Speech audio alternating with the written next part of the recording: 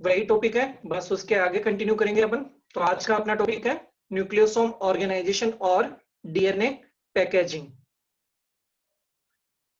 जैसा कि last time अपन ने डिस्कस किया था डीएनए पैकेजिंग के बारे में, तो हमने कहा था कि डीएनए पैकेजिंग को या फिर डीएनए को अपने आप को न्यूक्लियोसोम के रूप में अरेंज करने की जरूरत कहाँ पड़ी। तो न्यूक्लियोसोम के रूप में जरूरत करने की जरूरत इसलिए पड़ी क्योंकि हमने बताया कि प्रोकैरियोट्स में तो छोटा डीएनए पाया जाता है, इसलिए वहां पर न्यूक्लियोसोम या हिस्टोन प्रोटीन्स जैसी कोई संरचना नहीं देखने को मिलती। लेकिन अगर जब हम बात करते हैं यूकैरियोट्स की, तो यूकैरियोट्स में काफी बड़ा डीएनए पाया जाता है। जैसा मैंने लास्ट टाइम पे बताया था, डिस्कस किया था तब अपन ने, कि लगभग 2 मीटर डीएनए, 2 मीटर लंबा डीएनए जो है वो हमारी एक सेल में पाया जाता है। और हमारे पास 10 ट्रिलियन सेल्स हैं। एक ह्यूमन के पास में 10 ट्रिलियन सेल्स होती है। तो 10 ट्रिलियन सेल्स को अगर 2 मीटर से मल्टीप्लाई करोगे तो वो वैल्यू कितनी आती है। अगर उस वैल्यू को कैलकुलेट करोगे तो वो वैल्यू इतनी निकल के आएगी कि जो धरती से लेकर सूर्य तक की जो दूरी है, उस दूरी को 2 राउंड ट्रिप किए जा सकते हैं। तो इतनी बड़ी दूरी का जो डीएनए है हमारी बॉडी के अंदर मौजूद है। अब उस डीएनए को अपने आप को इस रूप में रख पाना तो पॉसिबल है नहीं। तो वो क्या करता है, अपने आप को पैकेज करता है, अपने आप को बाइंड कर लेता है और एक फोल्डेड रूप में अपने आप को कवर कर लेता है, जिसकी वजह से वो कम जगह में ज्यादा डीएनए जो है, इतना बड़ा डीएनए जो है वो अपने आप को एक सेल में अरेंज कर लेता है। 2 मीटर लंबा डीएनए अपने आप को अरेंज कर लेता है। और उसी संरचना को हम क्रोमोसोम के रूप में जानते हैं या क्रोमेटिन के रूप में जानते हैं। तो क्रोमेटिन की स्ट्रक्चर जो बनेगी वो हमने बताया भी था कि किस तरीके से बनती है। तो हमने कहा था कि शुरुआती तौर पर जो डीएनए है वो अपने आप को कोइल्ड स्ट्रक्चर में पैकेज करके न्यूक्लियोसोम का फॉर्मेशन करता है। और न्यूक्लियोसोम्स मिलके बनाते हैं सोलेनोइड फाइबर या फिर 30 नैनोमीटर फाइबर या फोल्डेड फाइबर। और ये जो फोल्डेड फाइबर है ये स्कैफोल्ड लूप का निर्माण करते हैं और उसके बाद क्रोमेटिन बनते हैं, क्रोमेटिड बनते हैं और क्रोमेटिड से क्रोमोसोम के रूप में आ जाते हैं। यह स्ट्रक्चर हमने लास्ट टाइम पे डिस्कस की थी। तो हमें पता चला कि डीएनए जो है वो अपने आप को न्यूक्लियोसोम में पैकेज क्यों करता है। उसके लिए हमने बता दिया था कि डीएनए में पैकेज वो इसलिए करता है क्योंकि काफी बड़ा डीएनए हमारी बॉडी के अंदर पाया जाता है और उस इतने बड़े डीएनए को हमारी बॉडी के अंदर रखने के लिए यह जरूरी होता है कि वह डीएनए अपने आप को पैकेज कर ले। तो उसकी पैकेजिंग उसके लिए जरूरी है। अब पैकेजिंग की अगर हम बात करते हैं तो पैकेजिंग होती किस तरीके से है, आज हम इससे बहुत ही क्लियरली तरीके से समझ पाएंगे। और इस वीडियो को मिस मत करना क्योंकि ये काफी इंपॉर्टेंट टॉपिक है। और आज जब देखोगे तो समझ में आएगा कि किस तरीके से हम वॉटसन के जरिए आज इसमें वॉटसन की वीडियो के जरिए आज हम देख पाएंगे कि किस तरीके से न्यूक्लियोसोम के रूप में डीएनए अपने आप को अरेंज करता है। तो इसीलिए मैंने टॉपिक का नाम लिख के भेजा था आज, न्यूक्लियोसोम असेंबली, डिसअसेंबली और रीअसेंबली। यानी कि न्यूक्लियोसोम अपने आप को असेंबल कैसे करता है, फिर डिसअसेंबल यानी कि वो वापस से डिसअसेंबल कैसे होता है, और उसके बाद वापस से वो रीअसेंबल हमारी बॉडी के अंदर किस तरीके से होता है वो हम देखेंगे आज। तो स्टार्ट करते हैं हम आज का अपना लेक्चर।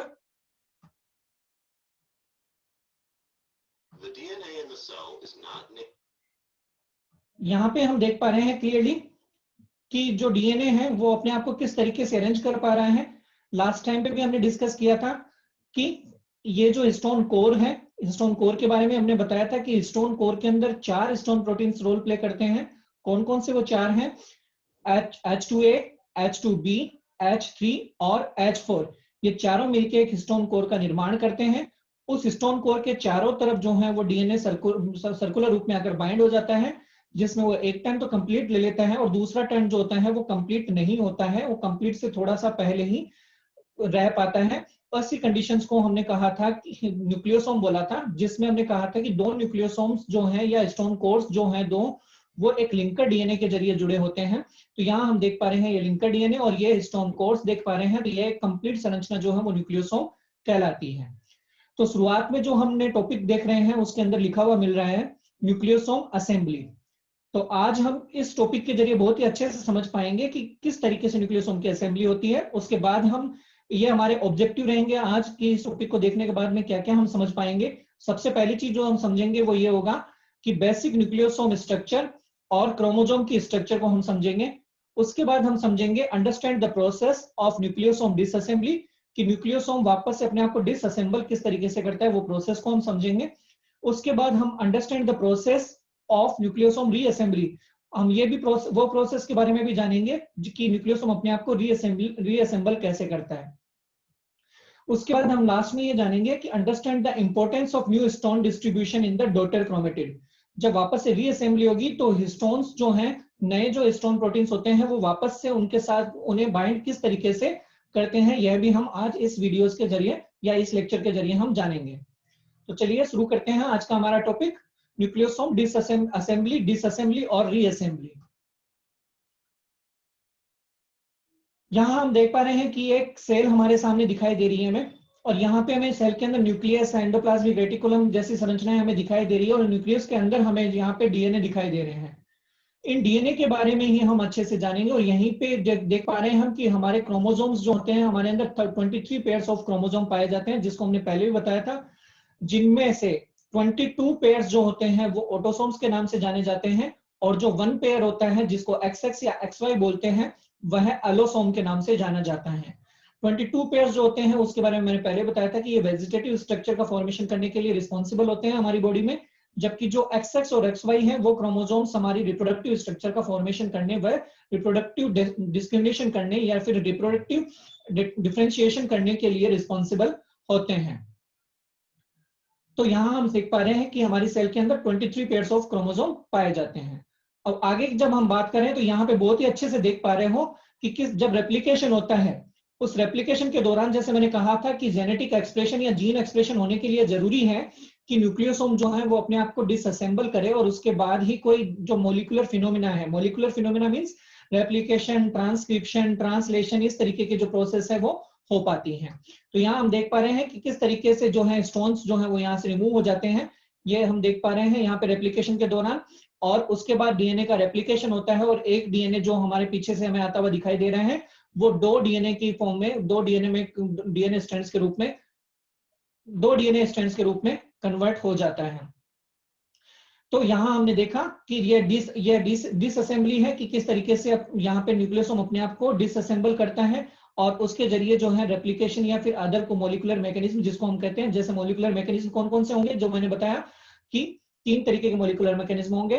कौन कौन से? 3 तरीके से, और भी 3 तरीके के मोलिकुलर मैकेनिज्म होंगे, ट्रांसक्रिप्शन, ट्रांसलेशन और रेप्लिकेशन। वो तभी परफॉर्म किए जाएंगे जब न्यूक्लियोसोम की डिसअसेंबली हो, या स्टोन प्रोटीन्स जो हैं वो डीएनए को ओपन कर दें, और ओपन डीएनए होने के बाद ही रेप्लिकेशन या ट्रांसक्रिप्शन या ट्रांसलेशन की प्रोसेस हो पाती है। अब अगर बात करें हम न्यूक्लियोसोम की स्ट्रक्चर की, तो स्ट्रक्चर की जैसे हम पहले भी बात कर चुके हैं, लेकिन आज हम क्लियर तरीके से देख पाएंगे इस वीडियो के जरिए। यहाँ पे हमें दिखाई दे रहा है यह स्टोन कोर, और स्टोन कोर के चारों तरफ जो है वो डबल स्ट्रैंडेड डीएनए मौजूद है। यह डबल स्ट्रैंडेड जो डीएनए है हमें दिखाई दे रहा है। अब इसको ध्यान से देखो, यहाँ ध्यान से देखने पर जो मैंने पिछली बार बताया था वो अच्छे से दिखाई देगा कि 2 किनारे हमें दिखाई देते हैं। मैंने पिछली बार कहा था कि 2 किनारे डीएनए के हमें दिखाई देते हैं, तो ये 2 किनारे वो हैं जो मैं पिछली बार आप लोगों को बताया था, जो हमें यहाँ पे दिखाई दे रहे हैं। इसका मतलब क्या हुआ कि डीएनए ने एक राउंड तो कंप्लीट ले रखा है। यहाँ पे यहाँ में हम क्लियरली देख पा रहे हैं कि एक राउंड तो डीएनए ने कंप्लीट ले रखा है, और जो दूसरा राउंड है वो कंप्लीट नहीं हुआ है, वो थोड़ा सा पहले ही कंप्लीट हो चुका है। तो ऐसी कंडीशंस के अंदर हम देख पा रहे हैं कि ये स्टोन कोर हुआ, और स्टोन कोर के चारों तरफ डीएनए बाइंड हुआ है। स्टोन कोर में कौन कौन से प्रोटीन है वो हमने पहले बताया था कि जब भी तुम लोगों से पूछा जाए कि स्टोन कोर में कौन से स्टोन प्रोटीन मौजूद होते हैं, तो हमें बताना है H2A, H2B, H3 और H4। उसमें हमें H1 को शामिल नहीं करना है। लेकिन अगर न्यूक्लियोसोम के बारे में पूछा जाए कि न्यूक्लियोसोम में कौन कौन से स्टोन प्रोटीन्स की प्रेजेंस देखने को मिलती है, तो हम उसमें H1 को भी शामिल करेंगे, यानी कि H1, H2A, H2B, H3, H4। ये सारे जो स्टोन प्रोटीन्स मिलकर किसको बनाएंगे, न्यूक्लियोसोम असेंबली करेंगे। लेकिन अगर केवल स्टोन कोर के बारे में पूछा जाता है तो H1 को उसमें इंक्लूड नहीं करेंगे। ये डाउट बहुत अच्छे से क्लियर रखना अपने दिमाग में कि H1 हिस्टोन कोर का हिस्सा नहीं होता है, H1 न्यूक्लियोसोम का हिस्सा होता है। डीएन डबल स्ट्रैंडेड डीएनए की यहाँ पर देख पा रहे हैं कि बाइंडिंग देख पा रहे हैं। अब अगर हम स्टोन कोर की बात करें तो हिस्टोन कोर में हम क्लियरली देख पा रहे हैं, यहाँ पे किस तरीके से हम देख पा रहे हैं।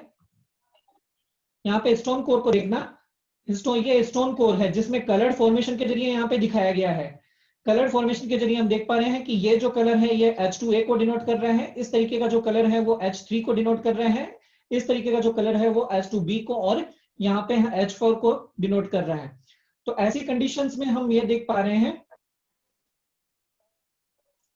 ऐसी कंडीशंस में हम ये देख पा रहे हैं कि ये हिस्टोन कोर है, और हमने बताया था कि जो असेंबली होती है न्यूक्लियोसोम की, उसके अंदर जो H2A, H3, H2B और H4, ये 4 ही हिस्टोन प्रोटीन्स जो है हिस्टोन कोर का निर्माण करते हैं, और ये डायमर फॉर्म के अंदर मौजूद होते हैं, जो हम देख भी पा रहे हैं यहाँ पर कि 1 और 2। इसी तरीके से ये कलर भी दो दिखाई दे रहे हैं हमें, ये कलर भी 2 दिखाई दे रहे हैं, तो इसका मतलब क्या होगा कि डायमर के रूप में ये मौजूद होते हैं। और ये चारों H2A, H2B, H3 और H4 डायमर के रूप में जब एक साथ बाइंड हो जाते हैं तो एक ऑक्टामर का निर्माण कर लेते हैं, और उसी ऑक्टामर को हम क्या कहते हैं, हिस्टोन कोर के नाम से जानते हैं। नेक्स्ट अगर हम बात करें,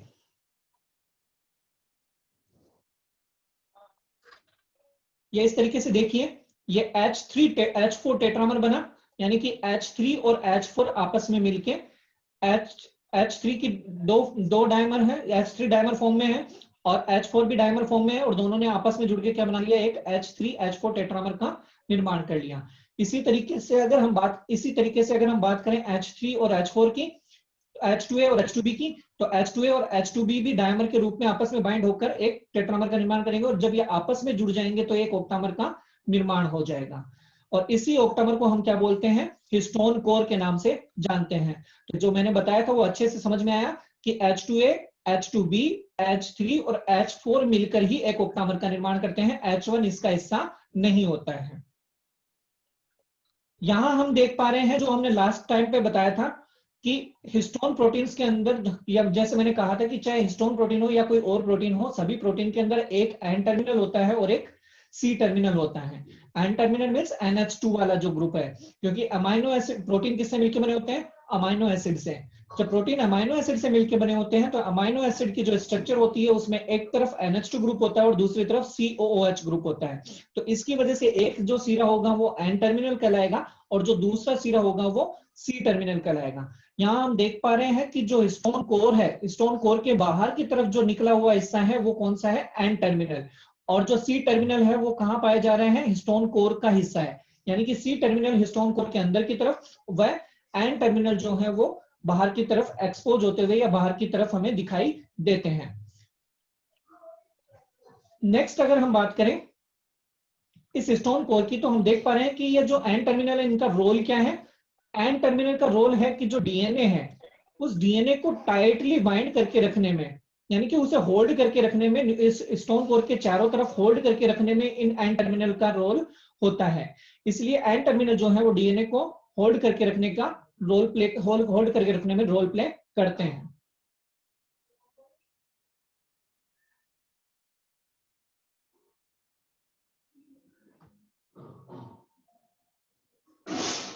अब अगर हम बात करें डीएनए की, तो यहाँ पे कुछ इंपॉर्टेंट पॉइंट्स हमें लिखे हुए मिल रहे हैं। पहला पॉइंट हमारे सामने आ रहा है, DNA wraps around the histone core 1.65 time according to Watson. कल हमने 1.86 देखा था, अलग अलग बुक में अलग अलग जो है वो हमें देखने को मिलेगा, लेकिन अकॉर्डिंग टू वाटसन, क्योंकि वाटसन जो है वो मॉलिक्यूलर बायोलॉजी, उनसे बेटर कोई नहीं जान सकता, इसलिए हम जानते हैं यहाँ पे कि वाटसन के अनुसार 1.65 टाइम्स जो है वो डीएनए जो है वो स्टोन कोर के चारों तरफ बाइंड होता है। और उस 1.65 टाइम के टाइम्स जो डीएनए, 1.65 का मतलब क्या है, एक राउंड तो कंप्लीट और दूसरा राउंड सिर्फ 0.6, यानी कि वो हाफ से थोड़ा सा ज्यादा टर्न ले पाता है, और उसके दौरान टोटल 147 बेस पेयर जो है वो उस हिस्से के दौरान कवर हो जाते हैं। यानी कि ये जो पूरा डीएनए हमें यहाँ पे बाइंड दिखाई दे रहा है, या पूरा डीएनए जो है वो 1.65 टर्न टाइम्स जो है टर्न लिया है इसने, और इस डीएनए की जो पूरी लेंथ जो निकल के आती है वो लगभग 147 बेस पेयर के आसपास दिखाई देती है। अब अगर हम बात करें हाइड्रोजन बॉन्डिंग के जरिए ये जो डीएनए है वो कोर के साथ में या स्टोन कोर के साथ में बाइंड होता है। अब हम यहाँ पे दो और पॉइंट्स इंपॉर्टेंट हमें दिखाई दे रहे हैं।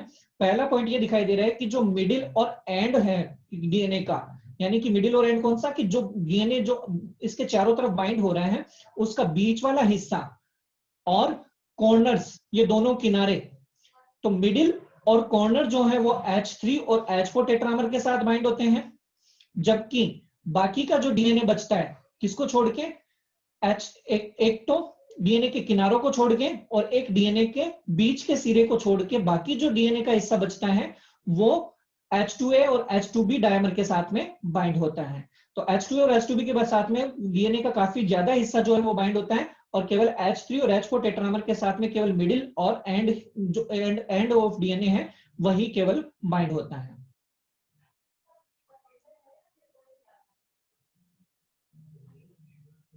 अब अगर हम बात करें एक्सिस ऑफ सिमेट्री, तो यहाँ हमें दिखाई दे रहा है कि ये ऑक्टामर कुछ इस तरीके का होता है कि जहां पे हम उसकी सिमेट्री बना सकते हैं, यानी कि हम उसको देख पा रहे हैं कि सिमेट्री के अंदर ये जो ऑक्टामर है वो उसका निर्माण होता है।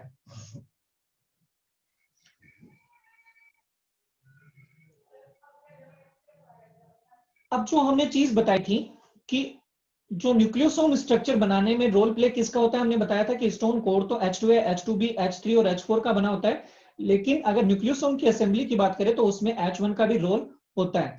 तो यहां हम देख पा रहे हैं ये H1 यहां पर आकर बाइंड हो रहा है, और H1 के बाइंड होने के बाद क्या होता है कि जो लिंकर डीएनए है उसमें थोड़ी सी फोल्डिंग आती है, जिसकी वजह से जो दो स्टोन कोर होते हैं वो एक दूसरे के काफी नजदीक आ जाते हैं, जिसकी वजह से 30 नैनोमीटर स्ट्रक्चर या फिर बीड्स इन ए स्ट्रिंग जो हमने कल बताई थी, जैसे मनके में मोती पिरोए हुए, उस संरचना में ये अपने आप को परिवर्तित कर लेते हैं। यानी कि सोलेनोइड रूप में अरेंज करने में या फोल्डेड फाइबर रूप में अरेंज करने में या 30 नैनोमीटर फाइबर के तौर पे न्यूक्लियोसोम को अरेंज करने में जो रोल होता है वो किसका होता है, H1 हिस्टोन प्रोटीन का, जो हम अभी देखेंगे डायग्राम के जरिए। ये देखो ध्यान से देखिए, यहाँ पे हमें ध्यान से देखना कि किस तरीके से ये फोल्डिंग होते हुए हमें दिखाई दे रहा है। जैसे ही H1 इसके साथ आकर बाइंड होगा, ध्यान से देखना इस चीज को,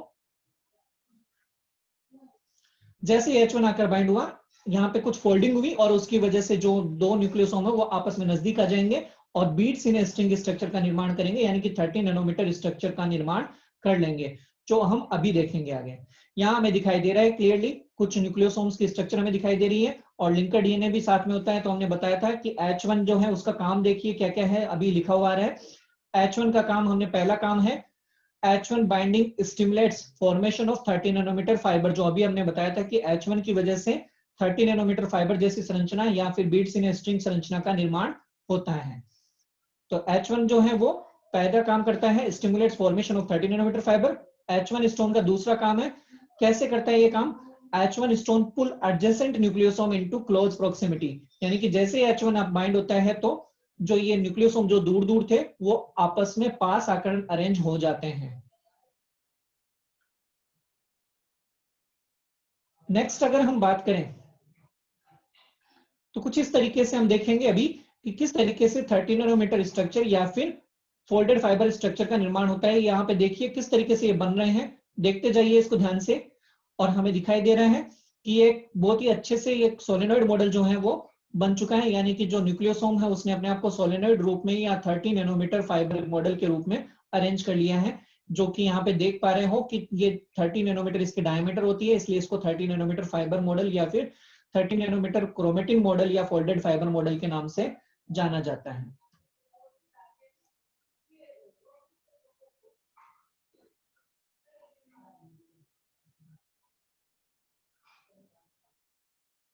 ये दूसरा मॉडल सोलेनोइड मॉडल और जिगजैग मॉडल दिया गया है। जिगजैग मॉडल और सोलेनोइड मॉडल में जो डिफरेंस दिखाई दे रहा है उसमें हमें ध्यान से देखना होगा कि जो बीच में एक्सिस जो है वो यहाँ पे दिखाई दे रहे हैं, और यहाँ पे जो है सेंट्रल एक्सिस जो है वो दिखाई नहीं दे रहा है। जो बेस्ट मॉडल जो बताया जाता है, जो जो एक्सेप्टेड मॉडल है वो है सोलेनोइड मॉडल या 30 नैनोमीटर फाइबर मॉडल। यहां हम देख पा रहे हैं ये 30 नैनोमीटर फाइबर्स या क्रोमेटिन फाइबर्स,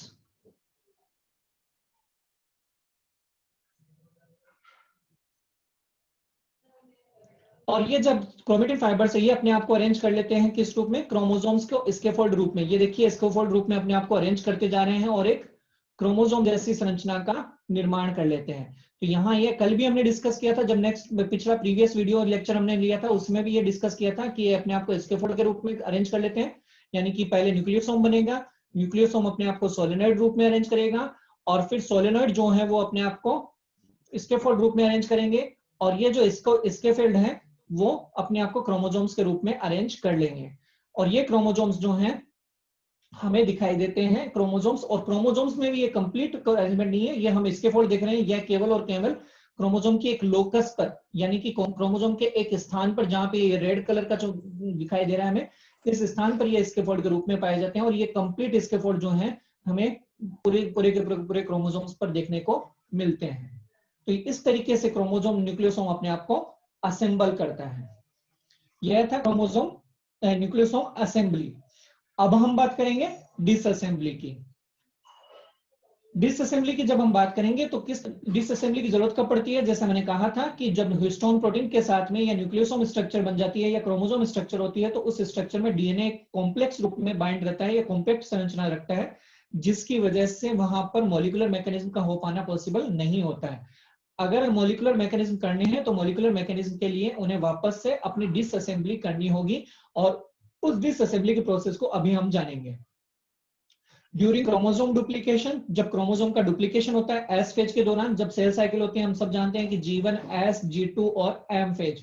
तो एस फेज के अंदर क्या देखते हैं हम कि रेप्लिकेशन की प्रोसेस होती है, और रेप्लिकेशन की प्रोसेस के दौरान हमने बताया था कि रेप्लिकेशन होने के लिए डिसअसेंबली होना जरूरी है। तो इसमें हम देख रहे हैं कि क्रोमोसोम डुप्लीकेशन के दौरान डीएनए का रेप्लिकेशन होना, DNA must be replicated, DNA जो है वो रेप्लिकेट होना जरूरी है, और 2 डॉटर न्यूक्लियाई का निर्माण करना उनके लिए जरूरी होता है। यहां हम देख पा रहे हैं कि जब 2 डॉटर न्यूक्लियाई का निर्माण होता है तो H2A और H2B डायमर्स के रूप में अलग हो जाते हैं, और H3 और H4 टेट्रामर जो हैं वो ओल्ड डीएनए स्ट्रैंड के साथ में, यानी कि पुराने डीएनए स्ट्रैंड के साथ में बाइंड होते हैं। इस स्ट्रक्चर को जब हम रेप्लिकेशन पढ़ेंगे तो और अच्छे से जानेंगे, अभी सिर्फ हम बेसिक चीज जान रहे हैं। यहाँ पे हम देख पा रहे हैं कि ये दोनों स्ट्रैंड्स जो है वो डॉटर डीएनए स्ट्रैंड्स बनेंगे, यानी कि जो रेप्लिकेशन के दौरान डीएनए का एक स्ट्रैंड जो होता है वो टेम्पलेट स्ट्रैंड होता है, और दूसरा जो उसके अगेंस्ट बनता है, जो कि डीएनए पॉलीमरेज जो उससे जब बनाता है, तो उस स्ट्रैंड को हम डॉटर डीएनए स्ट्रैंड के नाम से जानते हैं। तो यह एक रेप्लिकेशन मशीनरी है। उसके दौरान हम देख पा रहे हैं कि डिसअसेंबली होना जरूरी है, और डिसअसेंबली के लिए H2A और H2B डायमर्स के रूप में ब्रेक डाउन हो जाते हैं, और ब्रेक डाउन होने के बाद में डॉटर डीएनए स्ट्रैंड जो है वो, अभी मैंने बताया ना कि डॉटर डीएनए स्ट्रैंड वो होगा जब रेप्लिकेशन होता है तो रेप्लिकेशन दोनों स्ट्रैंड जो होते हैं वो अलग हो जाएंगे, पेरेंटल स्ट्रैंड दोनों अलग हो जाएंगे। और जब पेरेंटल स्ट्रैंड दोनों अलग होंगे तो हम सब जानते हैं कि पेरेंटल स्ट्रैंड के जो है वो टेम्पलेट के तौर पर काम करते हैं, और उन्हीं से डीएनए पॉलीमरेज आकर बाइंड होता है, और डीएनए पॉलीमरेज उन्हीं को रीड करते हुए उनके अंदर जो इंफॉर्मेशन है, जैसे ए अगर है उनके पास में एडेनिन है, तो एडेनिन के सामने थाइमिन जोड़ा जाता है। तो इस तरीके से उसको रीड करके जो स्ट्रैंड बनेगा, नया स्ट्रैंड जो बनेगा, उसे हम डॉटर डीएनए बोलते हैं, क्योंकि हम जानते हैं कि रेप्लिकेशन जो होता है वो सेमी कंजर्वेटिव मेथड होता है, यानी कि अर्ध सुरक्षित होता है। इसमें एक स्ट्रैंड तो पेरेंटल स्ट्रैंड होता है, और जो नया बनता है वो दूसरा स्ट्रैंड होता है। तो जो नया स्ट्रैंड बनता है उसे डॉटर डीएनए स्ट्रैंड के नाम से जाना जाता है। नेक्स्ट अगर हम बात करें तो ये डिसअसेंबली और रीअसेंबली को हम साथ में कंबाइंड तौर पे पढ़ेंगे। H3 और H4 टेट्रामर जो है, यहाँ पे हम देख पा रहे हैं कि remain bound to one of the daughter nuclei. 2 daughter nuclei जो बनेंगे उनमें से एक के साथ में H3 और H4 टेट्रामर पहले से बाइंड रहता है। H2A और H2B डायमर जो है वो 3 डायमर के तौर पर रिलीज हो जाते हैं। जब हम बात करते हैं यहाँ पे तो हम देख रहे हैं कि रेप्लिकेशन हो रहा है, और रेप्लिकेशन की वजह से क्या होता है कि डीएनए का डुप्लीकेशन हो जाता है, यानी कि जो डीएनए की अमाउंट थी वो डबल हो जाती है, क्योंकि एक डीएनए से 2 डीएनए का निर्माण हमें यहाँ पे देखने को मिल रहा है। तो इस वजह से हिस्टोन प्रोटीन्स की मात्रा भी ज्यादा चाहिए होगी, क्योंकि अगर न्यूक्लियोसोम को वापस रीअसेंबल होना है, तो पहले तो यहाँ पे डीएनए की अमाउंट कम थी, इसलिए हिस्टोन्स जो है वो काफी थे, लेकिन अब डुप्लीकेशन हो चुका है, इसलिए हमें हिस्टोन्स की मात्रा ज्यादा चाहिएगी, और हिस्टोन्स की मात्रा ज्यादा चाहिएगी तो हिस्टोन प्रोटीन्स का निर्माण ट्रांसलेशन के प्रोसेस के जरिए हमारी बॉडी के अंदर किया जाता रहता है। इसलिए हमने यहाँ लिखा है कि ओल्ड H3 यानी ओल्ड यानी पुराना H3 H4 टेट्रामर जो है वो नए न्यूक्लियोसोम के ऊपर किसी एक स्ट्रैंड के ऊपर पहले से बाइंड रहता है। अब हम बात करते हैं जो नए स्टोन्स बनेंगे। यहाँ पे हम देख पा रहे हैं more stones are needed to fully package daughter strand. जो डॉटर स्ट्रैंड है उसको वापस से न्यूक्लियोसोम रूप में अरेंज करने के लिए हम अधिक जो स्टोन्स है उनकी आवश्यकता होगी, जिसकी वजह से और स्टोन्स का प्रोडक्शन जो है हमारी सेल के अंदर किया जाएगा, और उन स्टोन प्रोटीन्स को यहाँ पर इस डीएनए के साथ लाकर बाइंड करने का काम करते हैं। उन प्रोटीन्स को बोलते हैं चेपेरोन प्रोटीन्स। चेपेरोन प्रोटीन्स जो हैं वो गाइड करते हैं किनको, जो नए स्टोन्स बनेंगे उन नए स्टोन्स को गाइड करेंगे और उन्हें लाकर डॉटर डीएनए के साथ में बाइंड करेंगे। चेपेरोन्स क्या होते हैं उसकी डेफिनेशन देखो यहाँ पे लिखी हुई मिल रही है हमें। हिस्टोन चेपेरोन्स किसे कहेंगे? नेगेटिवली चार्ज्ड प्रोटीन्स, यानी कि ऐसे प्रोटीन्स जिनके ऊपर नेगेटिव चार्ज होता है, that form complexes with either, जो कि कॉम्प्लेक्स बना सकते हैं या तो H3H4 टेट्रामर के साथ और या फिर H2A H2B डायमर के साथ में, यानी कि या तो H3H4 टेट्रामर के साथ वो बाइंड होंगे या फिर H2A और H2B डायमर के साथ में वो बाइंड होंगे एंड एस्कोर्ट देम, और उन्हें लेकर जाएंगे कहां तक? To the site of nucleosome assembly, जहां पे न्यूक्लियोसोम की वापस से असेंबली करनी है वहां तक उनको लेके जाएंगे। ये चेपेरोन प्रोटीन्स जो हैं वो कौन कौन से होते हैं? ये चेपेरोन प्रोटीन्स जो हैं वो CF1, ASF1 और NAP1, ये तीन चेपेरोन प्रोटीन्स जो हैं वो रोल प्ले करते हैं न्यूक्लियोसोम की रीअसेंबली में, यानी कि न्यूक्लियोसोम को वापस से बनाने के लिए। किस तरीके से ये हेल्प करते हैं ये अभी हम जानेंगे। यहां हम देख रहे हैं, ध्यान से देखना है इसको। ASF1 जो है वो बाइंड हो रहा है, CF1 है और NAP1 है। तो ASF1 ने क्या, किसको लेके आए हैं? यहां पे हम देख पा रहे हैं ASF1 और CAF1 ये दोनों वर्क सिनर्जिस्टिकली वर्क करते हैं। सिनर्जिस्टिकली का मतलब क्या है कि CF1 जो है, ASF1 जो है वो कैपेबल नहीं होता कि न्यूक्लियस में वो माइग्रेट हो सके या न्यूक्लियस में जा सके, जहां पर रेप्लिकेशन हो रहा है उस साइड तक वो पहुंच सके। इसलिए ASF1 जो होता है वो CF को ASF1 रिकॉग्नाइज करता है किसको? H3H4 टेट्रामर को। तो ASF1 H3H4 टेट्रामर के साथ जाकर बाइंड हो जाता है और H3H4 टेट्रामर को CF1 से लाकर जोड़ देता है, और CF1 जो है वो उन्हें उसमें जो है न्यूक्लियर सिग्नल्स एनालस सिग्नल्स पाए जाते हैं, इसलिए वह न्यूक्लियस में माइग्रेट हो जाता है और माइग्रेट होकर वह जो जहां पे डॉटर DNA वाला स्ट्रैंड है उसके साथ ले जाकर H3H4 टेट्रामर को बाइंड कर देता है। यानी कि ASF1 जो है वो CF1 तक H3H4 टेट्रामर को पहुंचाएगा और CF1 जो है वो डॉटर स्ट्रैंड पर ले जाकर उसे बाइंड कर देगा। अगर बात करें हम NAP1 की, तो NAP1 क्या करेगा? H2A डायमर के साथ में जुड़ेगा, H2A डायमर को ले जाके डॉटर DNA स्ट्रैंड पर ले जाकर जोड़ देगा, फिर H2B के साथ जुड़ेगा और उन्हें डॉटर DNA स्ट्रैंड पर ले जाकर जोड़ देगा। और इस तरीके से हम देख पा रहे हैं कि न्यूक्लियोसोम की असेंबली जो है वो वापस से हो चुकी है। तो इसको बोलेंगे हम न्यूक्लियोसोम रीअसेंबली। रीअसेंबली क्यों बोलेंगे? क्योंकि न्यूक्लियोसोम की डिसअसेंबली हुई थी, पहले ये अलग हुए थे स्टोन प्रोटीन्स और उसके बाद उन्हें वापस से लाकर जोड़ा गया है, इसलिए इसको बोलेंगे रीअसेंबली। तो फाइनली जो चेपेरोन्स है NAP1 बाइंड्स विद H2A और H2B डायमर और न्यूक्लियोसोम को वापस से रीअरेंज कर देंगे, न्यूक्लियोसोम की रीअसेंबली कर देंगे। तो इस तरीके से CF1, ASF1 और NAP1 ये तीन जो हैं वो स्टोन प्रोटीन्स जो हैं वो पाए जाते हैं। और ये तीनों स्टोन प्रोटीन्स तीनों जो प्रोटीन्स हैं जो हैं चेपेरोन प्रोटीन्स पाए जाते हैं। ये तीनों चेपेरोन प्रोटीन्स जो हैं वो न्यूक्लियोसोम की रीअसेंबली में रोल प्ले करते हैं, जिसमें ASF1 और CF1 दोनों एक दूसरे के पूरक के तौर पर काम करते हैं। यानी कि ASF1 जो है वो H2, H3 और H4 टेट्रामर को रिकॉग्नाइज करता है और उससे रिकॉग्नाइज करने के, लेकिन उसके पास एनालस सिग्नल्स नहीं होते, इसलिए वह न्यूक्लियस के अंदर माइग्रेट नहीं हो पाता और जो जहां पर रेप्लिकेशन साइट है वहां तक नहीं पहुंच पाता। इसलिए ASF1 जो है वो H3 और H4 टेट्रामर को H3 और H4 टेट्रामर को CF के पास पहुंचा देता है और CF जो है वो ले जाकर उसे जो जहां पे न्यूक्लियस में माइग्रेट होकर न्यूक्लियोसोम की रीअसेंबली करवा देता है। उसके बाद में जो है NAP1 H2A और H2B डायमर को उसके साथ बाइंड होता है और उसे लाकर बाइंड कर देता है और कंप्लीट न्यूक्लियोसोम की रीअसेंबली हो जाती है। हिस्टोन्स के ऊपर फिर बाद में मॉडिफिकेशंस कर दिया जाता है, यानी कि ताकि और DNA की संरचना जो है वो और कॉम्पैक्ट हो जाए। और मॉडिफिकेशंस जो है वो एन टर्मिनल का होता है, उस एन टर्मिनल के ऊपर जो है एसाइलेशन कर दिया जाता है या नोमो एसाइलेशन कर दिया जाता है, जिसको जो कौन करता है? ये एसाइलेशन का काम करता है एंजाइम्स जिसके पास में ब्रोमोडोमेन्स पाए जाते हैं, वो बाइंड करते हैं एसाइलेटेड स्टोन्स के साथ में और उसके पास वाले जो स्टोन्स होते हैं उनको भी एसाइलेटेड कर देते हैं। यानी कि स्टोन्स के जो एन टर्मिनल है उसके ऊपर एसाइल ग्रुप जो है वो ऐड करने का काम करते हैं। कौन? ऐसे एंजाइम्स जिनके पास में ब्रोमोडोमेन मौजूद होते हैं। तो इस तरीके से हम देख पा रहे हैं कि न्यूक्लियोसोम्स जो है ये ब्रोमोडोमेन वाले एंजाइम्स है जो कि लाकर पास वाले जितने भी जिनके पास में एसाइलेशन नहीं है उनके एन टर्मिनल के ऊपर भी एसाइलेशन कर देते हैं। एसाइलेशन किसके पास नहीं होगा? जो पुराने हिस्टोन प्रोटीन्स होंगे उनके पास तो एसाइलेशन पहले से होगा, लेकिन जो नए हिस्टोन्स जो जिनको लाकर जोड़ा गया है चेपेरोन प्रोटीन के जरिए, उनके ऊपर एसाइलेशन करने का काम करेंगे ऐसे एंजाइम्स जो जिनमें की ब्रोमो डोमेन पाए जाते हैं। इस तरीके से हमने न्यूक्लियोसोम असेंबली के बारे में पढ़ा। मैं उम्मीद करता हूं कि आप लोगों को बहुत ही अच्छे से ये टॉपिक जो है वो समझ में आया होगा, और उम्मीद करता हूं कि आप लोग इस टॉपिक को बहुत अच्छे से समझ पाए होंगे। अगर किसी का कोई डाउट्स हो तो वो मुझे अभी पूछ सकते हैं।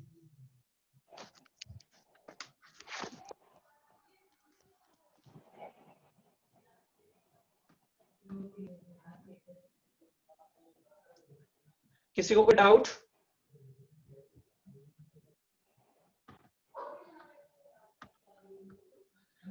किसी को कोई डाउट है इसके आज जो हमने टॉपिक समझा इससे?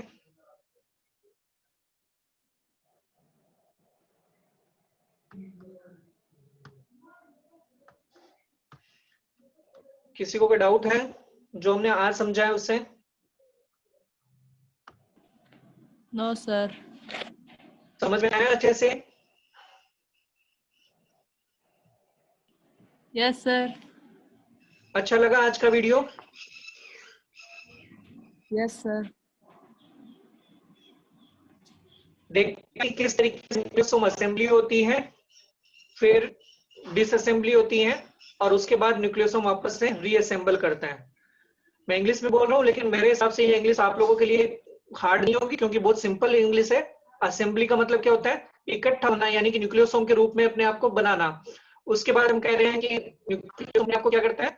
डिसअसेंबल करता है, यानी कि वो अपने आप को वापस से हिस्टोन्स जो है वो उसके साथ में बाइंडिंग हट जाती है, और उसकी वजह से डीएनए वापस से अपने लीनियर फॉर्म में आता है। वो किस लिए होता है? वो होता है मॉलिक्यूलर मैकेनिज्म के लिए। मॉलिक्यूलर मैकेनिज्म कौन कौन से हैं? रेप्लिकेशन, ट्रांसक्रिप्शन और ट्रांसलेशन। इस तरीके के मैकेनिज्म को हमारी बॉडी में करने के लिए उन्हें डिसअसेंबल होना पड़ता है, और उसके बाद जब वो रेप्लिकेशन हो जाता है तो डीएनए वापस से बन जाते हैं, और उन डीएनए को वापस से हमें क्या करना पड़ेगा? पैकेज करना पड़ेगा। तो वो जो हमारी बॉडी है वो वापस से पैकेज करने के लिए चेपेरोन प्रोटीन्स का सहारा लेगी, और उन चेपेरोन प्रोटीन्स के जरिए वापस से वो क्या हो जाएंगे? रीअसेंबल हो जाएंगे। और चेपेरोन प्रोटीन्स कौन कौन से वो हमने बताई? CF1, ASF1 और NAP1। तो इस तरीके से जो असेंबली होगी, फिर डिसअसेंबली होगी, और उसके बाद रीअसेंबली होगी। तो ये समझ पाए?